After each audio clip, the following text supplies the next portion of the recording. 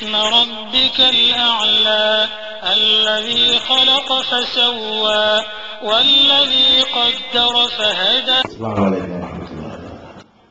கண்ணியத்திற்குரிய எல்லாம் வல்ல அல்லாஹ் ஜல்ல ஷானஹு தஆலாவின் நல்லடியார்களே, கடந்த 25 ஆண்டுகளாக தமிழகத்திலே நாங்கள் செய்து வருகிற ஏகத்துவ பிரச்சாரம் மக்கள் மத்தியிலே மகத்தான எழுச்சியையும் சிந்தனை புரட்சியையும் ஏற்படுத்தி இருப்பதை கண்டு சகிக்க முடியாத சிலர் இந்த பிரச்சாரத்தை மக்கள் மத்தியிலே செல்ல விடாமல் தடுக்க வேண்டும் என்ற எண்ணம் கொண்ட சிலர் நாங்கள் சொல்லாதவற்றையெல்லாம் நாங்கள் சொல்வதாக தப்பு பிரச்சாரம் செய்கிற காரணத்தினாலும் நாங்கள் சொல்லக்கூடியதற்கு தவறான வியாக்கியானம் கொடுத்து மக்களை திசை திருப்புகிற காரணத்தினாலும்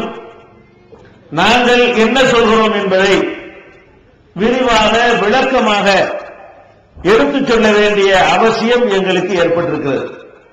நாங்கள் என்ன சொல்கிறோம் என்பதை ஒரு வரியிலே சொல்லிவிடலாம். சுருக்கமாக சொல்ல நினைத்தால் நாங்கள் என்ன சொல்கிறோம் என்றால், நபிகள் நாயகம் ஸல்லல்லாஹு அலைஹி வஸல்லம் அவர்கள் இஸ்லாம் என்ற பெயரால் எதையெல்லாம் நமக்கு சொன்னார்களோ செய்தார்களோ அங்கீகரித்தார்களோ அது மட்டும்தான் மார்க்கம், அதை தவிர வேறு எதுவுமே மார்க்கம் இல்லை. இதான் நாங்கள் சொல்லக்கூடிய செய்தி.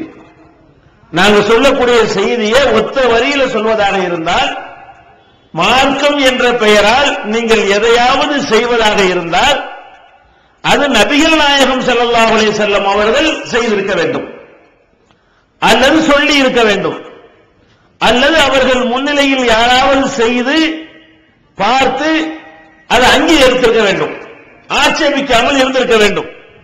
இதுதான் இஸ்லாம், இதுதான் மார்க்கம் என்பதைத்தான் நாங்கள் 25 ஆண்டுகளாக நாங்கள் சொல்கிறோம். நாங்கள் சொல்லுகிற இந்த அடிப்படையான செய்தி இதுதான்.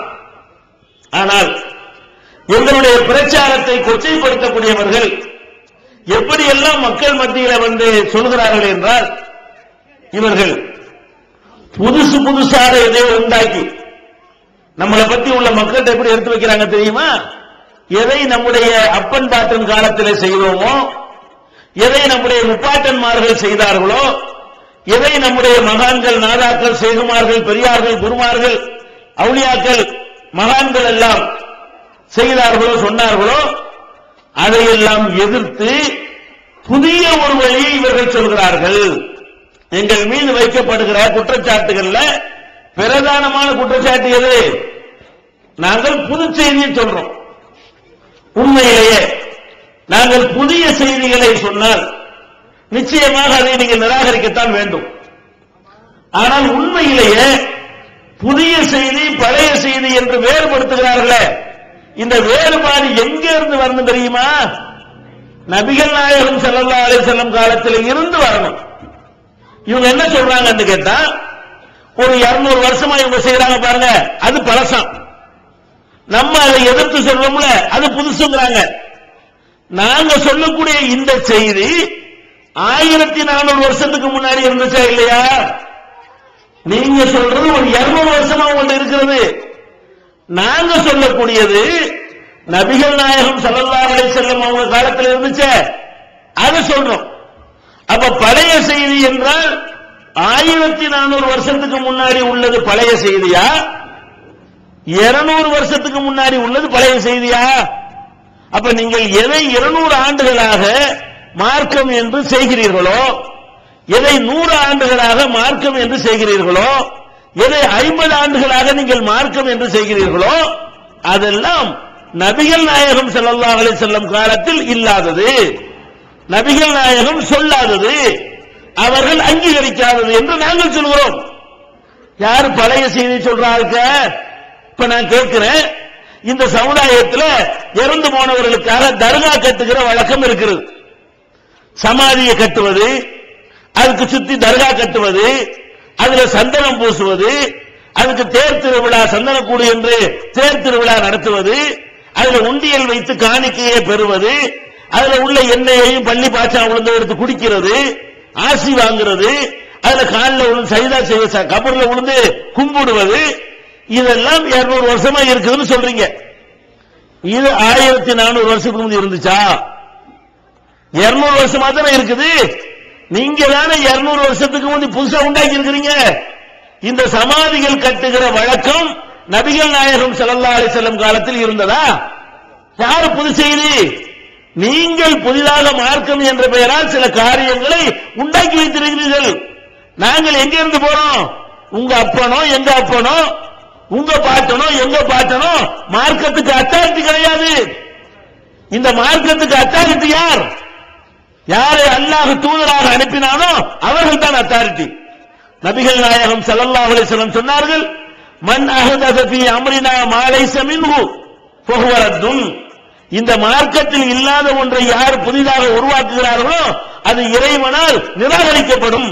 நபிகள் நாயகம் ஸல்லல்லாஹு அலைஹி வஸல்லம் சொன்னார்கள், மன் அமில அமலன் லைஸ அலைஹி அம்ருனா ஃபஹுவ ரத்துன். நமது உத்தரவு இல்லாமல் ஒரு காரியத்தை யாராவது செய்தால் அது நிராகரிக்கப்படும்.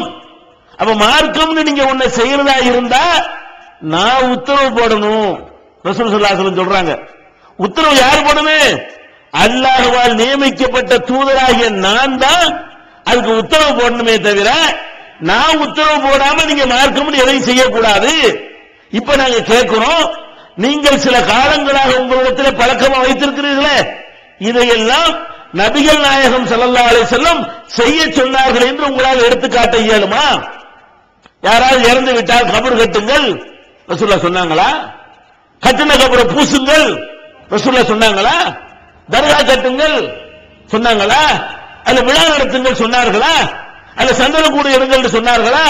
கொடிமரத்தை நாட்டுங்கள் சொன்னார்களா? அந்த கொடிமரத்தை தொட்டு முத்தமிடுங்கள் சொன்னார்களா? அதை சுத்தி வாருங்கள் என்று சொன்னார்களா? அங்க போய் நேர்ச்சி செய்ய சொன்னார்களா? ஆடு மாடு கோழி அறுக்க சொன்னார்களா? இதெல்லாம் செய்யாதீங்கன்னு சொன்னாங்க.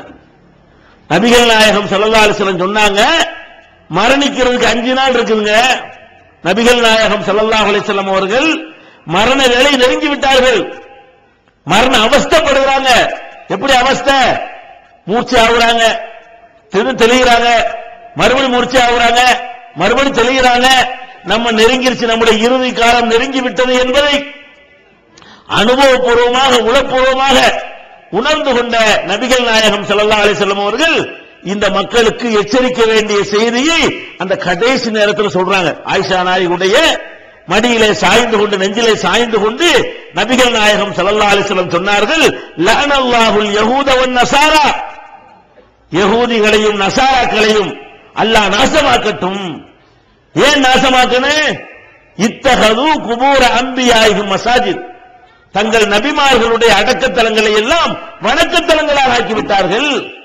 நபிமார்கள் மௌத்தா போன உடனே அவங்களை அடக்கம் செய்த இடத்தை போய் வணக்கம் செய்யற இடமா ஆக்கிட்டாங்க பாருங்க. அதனால யஹூதி நஸாரா நாசமாகட்டும்ங்கறாங்க. இது ஏன் சொன்னாங்க?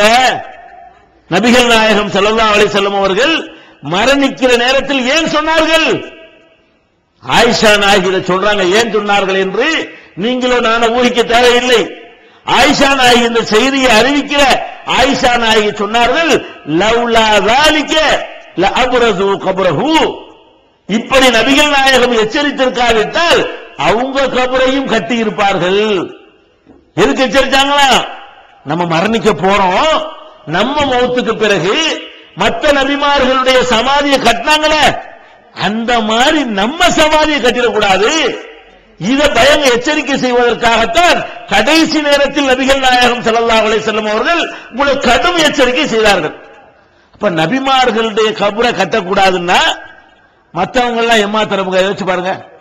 அல்லாஹ்வுடைய படைப்புகளிலேயே நபிமார்கள் தான் சிறந்தவர்கள், அல்லாஹ்வால் தேர்வு செய்யப்பட்டவர்கள். மற்றபடி வலி மகான்லாம் சொல்றீங்களே, இதெல்லாம் ஒண்ணுமே கிடையாது. நீங்க வலி நினைக்கக்கூடிய ஆள் 1 நம்பர் ஃப்ராடா கூட இருக்கலாம். நபி அப்படி சொல்ல முடியாது.